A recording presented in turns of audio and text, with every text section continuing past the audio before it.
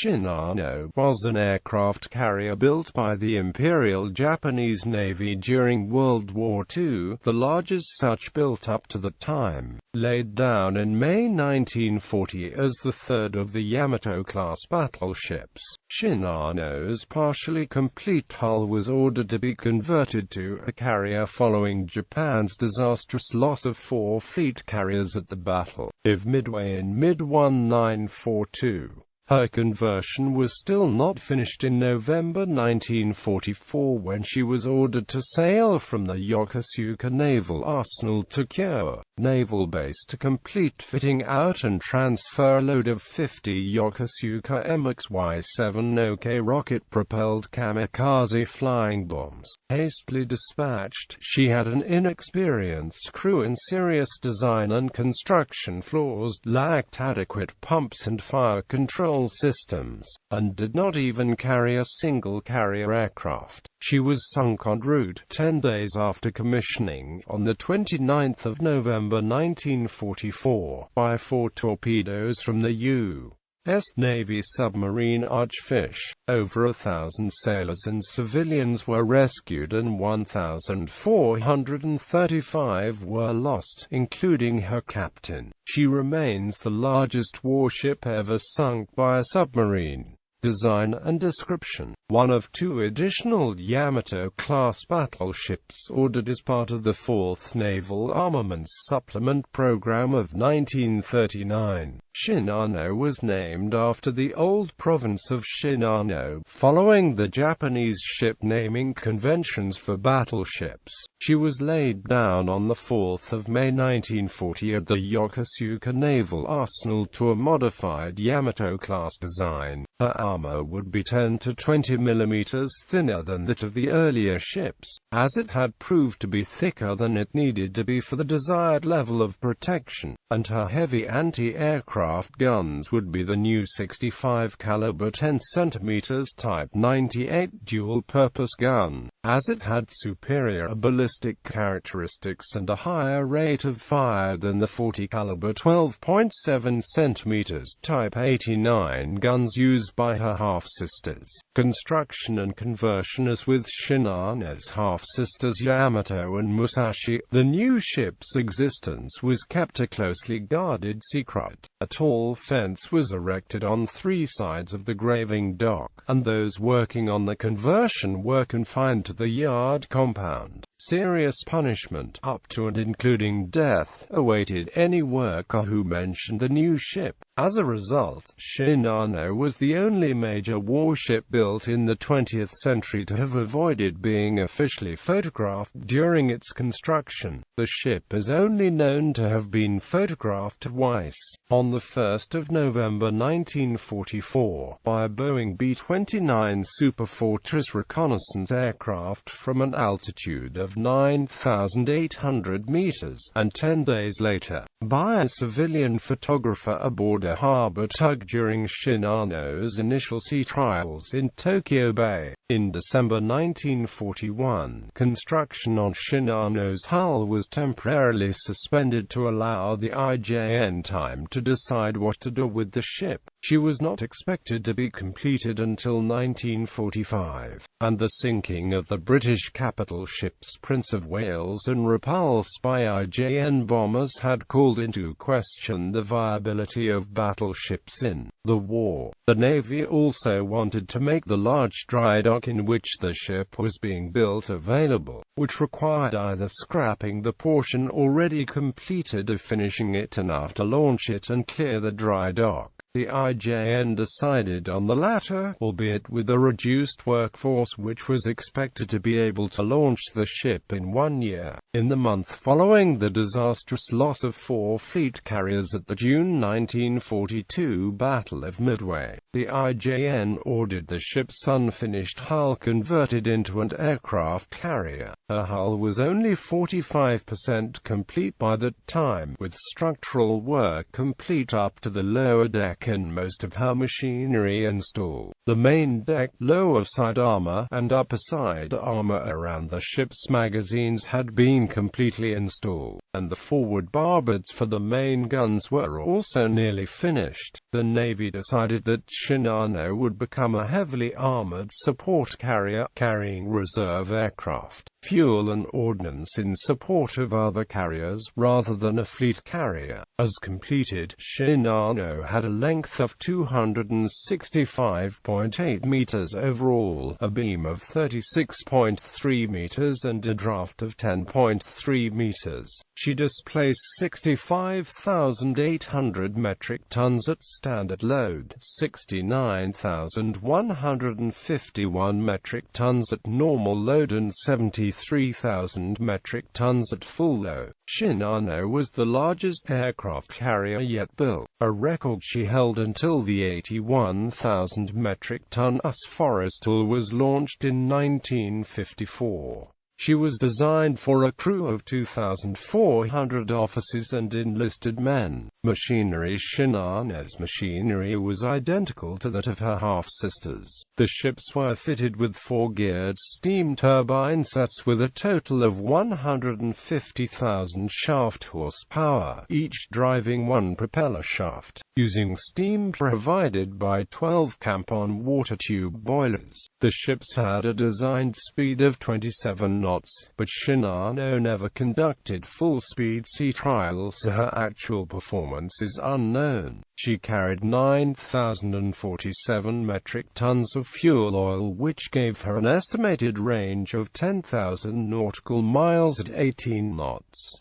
Flight deck and hangar: Shinano was designed to load and fuel her aircraft on deck where it was safer for the ship. Experiences in the battles of Midway and the Coral Sea had demonstrated that the existing doctrine of fueling and arming their aircraft below decks was a real danger to the carriers if they were attacked. While doing so, much of Shinano's hangar was left open for better ventilation, although steel shutters could close off most of the hangar sides if necessary. This also allowed ordnance-burning aircraft to be jettisoned into the sea, something that the earlier carriers could not do with their enclosed hangars. The carrier's 256-meter flight deck was 40.0 meters wide and overhung her hull at both ends, supported by pairs of pillars. A large island, modeled on that fitted on Taiho, was sponsored off the starboard side and integrated with the ship's funnel. Much like the earlier Taiho design, Shinano's armored flight deck functioned as the ship's strength deck and copied British practice as seen in their illustrious class carriers. Designed to resist penetration by 500-kilogram bombs dropped by a dive bomber, the flight deck consisted of 75 mm of armor plate laid over 20 mm of ordinary steel. It was equipped with 15 transverse arrestor wires and 3 crash barriers that could stop a 7,500-kilogram aircraft. 5 of these wires were positioned further forward to allow the ship to land aircraft over the bow in case the aft portion of the flight deck was unusable. Unlike the British carriers, Taiho and Shinano had unarmored sides to the hangars. For stability reasons, the latter only had a single hangar that was 163.4 by 33.8 meters, with a minimum width of 19.8 meters aft, and had a height of 5.0 meters.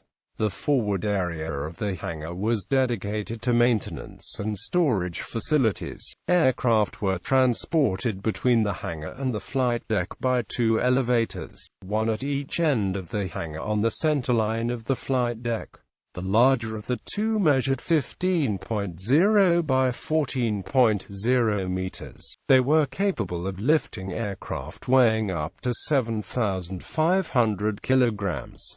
The ship had an aviation gasoline capacity of 720,000 liters. Large ventilation fans were installed on the hangar deck to expel fumes in case of damage to the gasoline system. Taiho had been sunk by an explosion of gasoline fumes. Canvas windscoops could also be rigged over the elevator opening to force more air inside. The ship's organic air group was intended to consist of 18 Mitsubishi A-7M Reaper fighters, 18 Aichi B-7A Yusei torpedo dive bombers, and 6 Nakajima C-6 Ensei reconnaissance aircraft. The remainder of the hangar space would have held up to 120 replacement aircraft for other carriers and land bases. Armament. Shinano's primary armament consisted of 16 40 caliber 12.7-CENTIMETER Type 89 dual-purpose guns in 8 twin mounts, 2 at each corner of the hull. When firing at surface targets, the guns had a range of 14,700 meters. They had a maximum ceiling of 9,440 meters at the maximum elevation of 90 degrees. The maximum rate of fire was 14 rounds a minute. The sustained rate of fire was around 8 rounds per minute. The ship also carried 105 Type 96 25mm light AA guns in 35 triple-gun mounts. These 25mm guns had an effective range of 1,500–3,000 meters, and an effective ceiling of 5,500 meters at an elevation of +85 degrees. The maximum effective rate of fire was only between 110 and 120 rounds per minute because of the frequent need to change the 15-round magazines. This was the standard Japanese light AA gun during World War II, but it suffered from severe design shortcomings that rendered it largely ineffective. According to historian Mark Stiller, the weapon had many faults, including an inability to handle high-speed targets because it could not be trained or elevated fast enough by either hand or power. Its sights were inadequate for high-speed targets. It possessed excessive vibration and muzzle blast. These guns were supplemented by a dozen 28-round AA rocket launch. Each 12-centimeter rocket weighed 22.5 kilograms and had a maximum velocity of 200 meters per second. The maximum range was 4,800 meters. 4 Type 94 high-angle fire control directors were fitted to control the Type 89 guns. The two controlling the port side guns were adjacent to the guns, while the starboard directors were mounted fore and aft on the island. They could control all of the forward and rear guns respectively as necessary.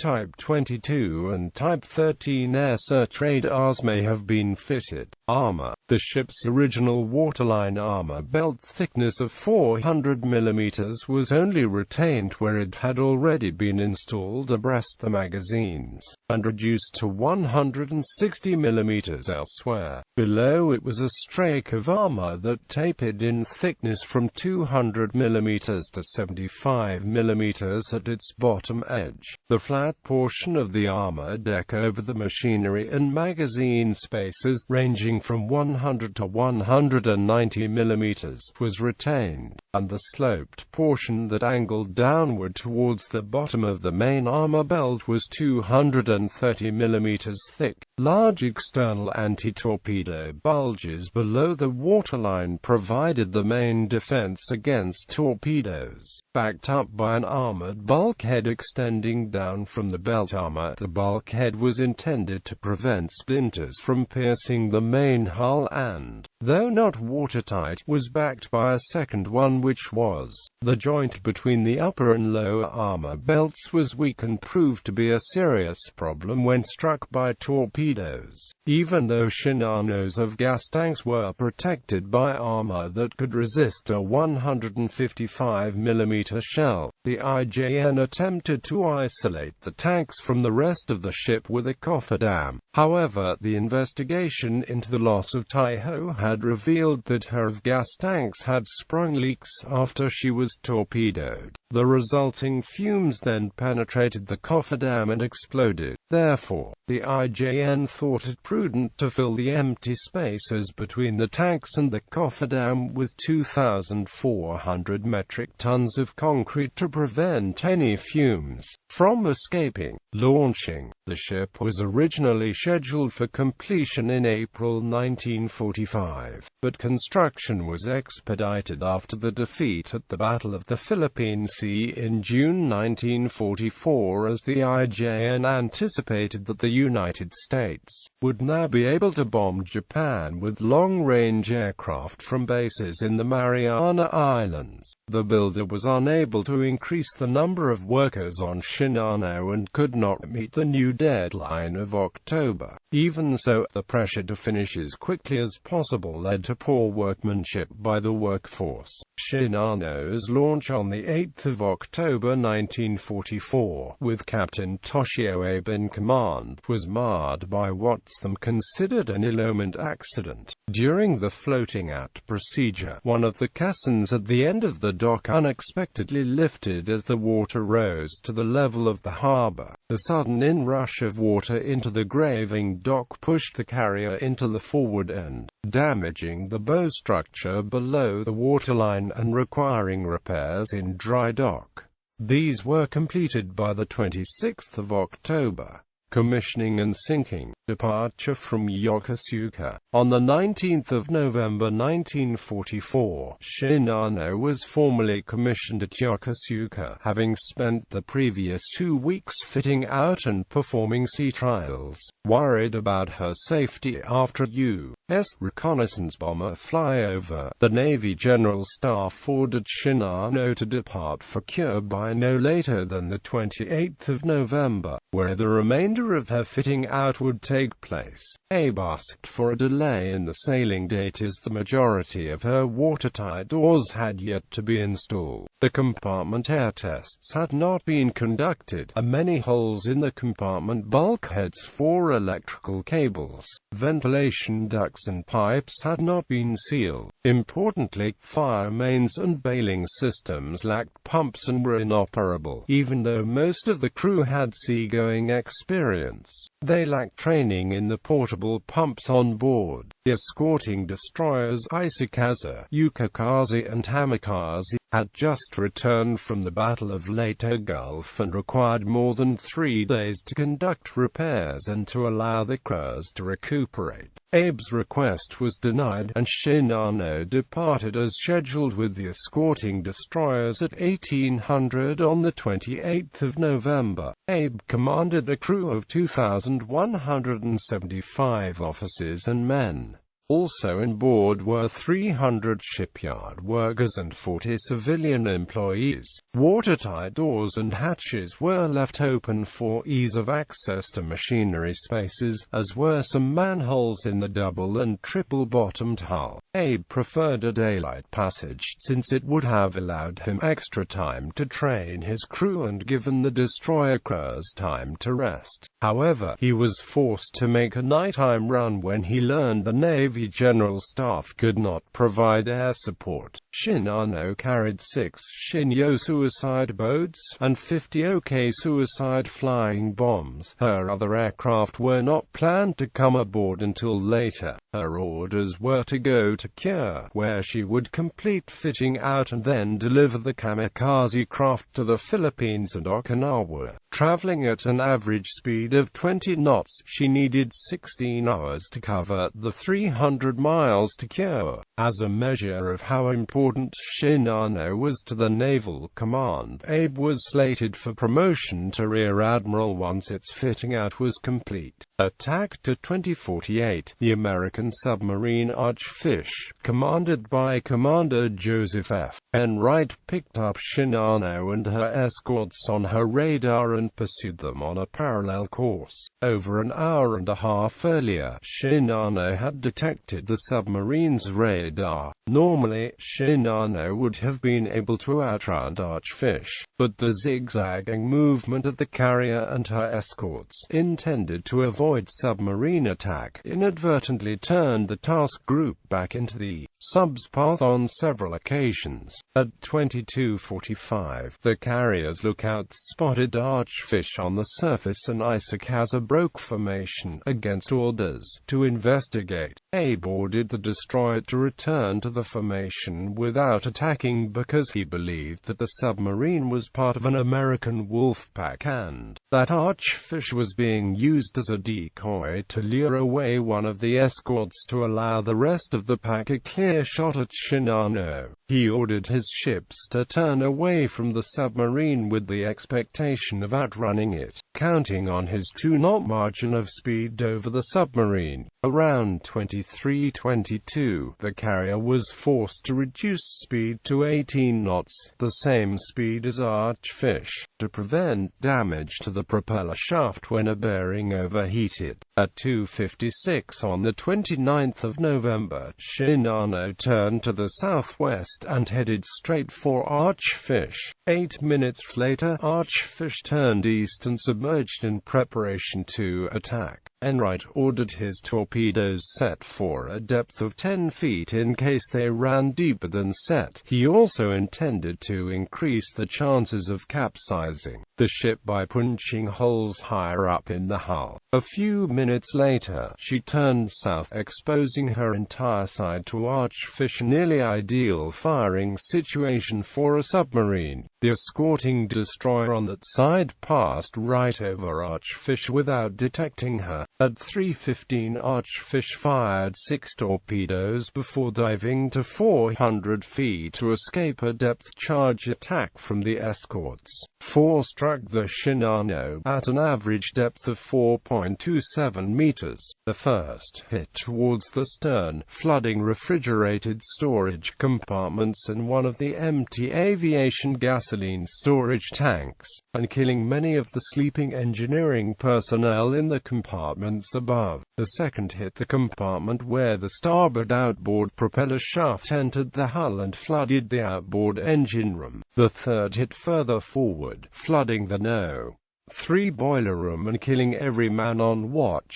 Structural failures caused the 2 adjacent boiler rooms to flood as well. The fourth flooded the starboard air compressor room, adjacent anti-aircraft gun magazines, and the No. 2 damage control station, and ruptured the adjacent oil tank. Sinking though severe, the damage to Shinano was at first judged to be manageable. A crew were confident in the ship's armor and strength, which translated into lax initial efforts to save the ship. This overconfidence extended to Abe. He doubted the sub's torpedoes could inflict serious damage, since he was well aware that American torpedoes were inferior to Japanese torpedoes in both potency and accuracy. He ordered the carrier to maintain its maximum speed even after the last torpedo hit. The resultant extensive flooding caused the carrier to list 10 degrees to starboard within a few minutes. Despite the crew pumping 3,000 long tons of water into the port bilges, the list increased to 13 degrees. When it became apparent the damage was more severe than first thought, Abe ordered a change of course towards Shinano Point. Progressively increasing flooding increased the list to 15 degrees by 3:30. 50 minutes later, Abe ordered the empty port outboard tanks to be counter-flooded, reducing the list to 12 degrees for a brief time. After 5 o'clock he ordered the civilian workers to be transferred to the escorts as they were impeding the crew in their duties. A half-hour later, Shinano was making 10 knots with a 13-degree list. At 6 o'clock her list had increased to 20 degrees after the starboard boiler room flooded, at which point the valves of the port trimming tanks rose above the waterline and became ineffective. The engines shut down for lack of steam around 7 o'clock, and Abe ordered all of the propulsion compartments evacuated an hour later. He then ordered the 3 outboard port boiler rooms flooded in a futile attempt to reduce the carrier's list. He also ordered Kamikaze and Isakaza to take her in tow. However, the 2 destroyers destroyers only displaced 5,000 metric tons between them, about 1/14 of Shinano's displacement and not nearly enough to overcome her dead weight. The first tow cable snapped under the strain and the second attempt was aborted for fear of injury to the crews if they snapped again. The ship lost all power around 9 o'clock and was now listing over 20 degrees. At 10:18, Abe gave the order to abandon ship. By this time Shinano had a list of 30 degrees. As she heeled, her flight deck touched the water, which flowed into the open elevator well, sucking many swimming sailors back into the ship as she sank. A large exhaust vent below the flight deck also sucked many other sailors into the ship as it submerged. At 10:57 Shinano finally capsized and sank stern first at coordinates 65 miles from the nearest land, in approximately 4,000 meters of water, taking 1,435 officers, men and civilians to the deaths. The dead included Abe and both of his navigators, who chose to go down with the ship. Rescued were 55 officers and 993 petty officers and enlisted men, plus 32 civilians, for a total of 1,080 survivors. After the rescue, the survivors were isolated on the island of Mitsukojima until January 1945 to suppress the news of the carrier's loss. The carrier was formally struck from the Naval Register on the 31st of August. U.S. Naval Intelligence did not initially believe Enright's claim to have sunk a carrier. Shinano's construction had not been detected through decoded radio messages or other means, and the American analysts believed that they had located all of Japan's surviving carriers. Enright was eventually credited with sinking a 28,000 long-ton air-take carrier by the acting commander of the Pacific Fleet Submarine Force on the basis of a drawing Enright submitted depicting the ship he had attacked. The Americans only learned about the existence of Shinano after the war. Following this discovery, Enright was credited with her sinking and awarded the Navy Cross. Post-war analysis of the sinking.